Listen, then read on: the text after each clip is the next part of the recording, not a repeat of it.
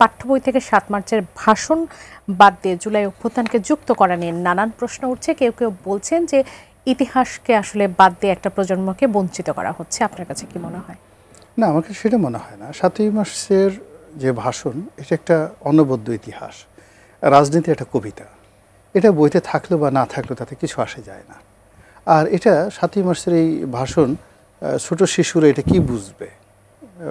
এমনকি যারা ঠিক ওই খুব উচ্চ মার্গের রাজনৈতিক নেতা সিদ্ধান্ত দিবেন বা রাজনীতির দার্শনিক, তাদের জন্য এটা পাঠ্য।